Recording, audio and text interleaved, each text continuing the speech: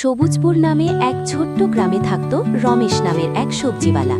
সে খুব পরিশ্রমী ছিল। তার এই সাথে গুড়িয়া, থাকতো তার আজ কিন্তু 15 টাটকা বছরের লাউ, বউ বেগুন আর গুড়িয়া টমেটো নিয়ে বাজারে যাব। ছোট ভাইপো পিন্টু।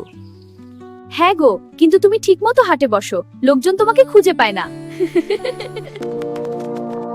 কাকা তো লুকোচুরি খেলতে ভালোবাসে। এরপর রমেশ বাজারে চলে যায়।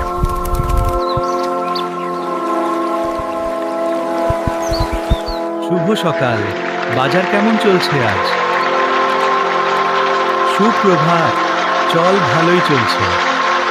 আরে, আজ সবজিওয়ালা কোথায় গেল? হ্যাঁ, সে তো রোজ আসে, বাজারে দেখছি না তাকে। কাল আসবে হয়তো।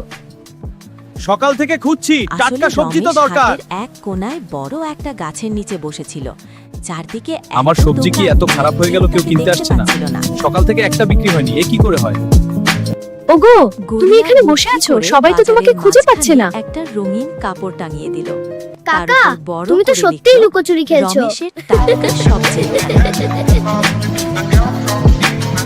এই তো, এতক্ষণ কোথায় ছিলে? গাছের নিচে বসেছিলাম, তাই হয়তো দেখতে পাওনি।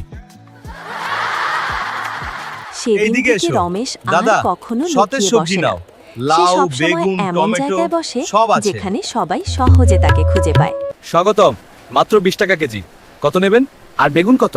15 টাকা। কিনবেন? হ্যাঁ দিন। তারপর একদিন হঠাৎ ঝড় বৃষ্টি শুরু হয়। গ্রামের সব ফসল নষ্ট হয়ে যায়। এই বৃষ্টিতে আমাদের সব ফসল নষ্ট হয়ে যাবে। বাবা, আমরা কাল কি করব? এখন ঘুমাও, সকালে দেখা যাবে। এরপর গ্রামবাসীদের সকলের মাথায় বাজ পড়ল। সারা রাত বৃষ্টি হয়ে আমাদের সবার ফসল খারাপ হয়ে গেছে। হ্যাঁ রমেশ, পানিতে সব ভিজে গেছে বিষয়। সবাই মিলে ভাবতে হবে।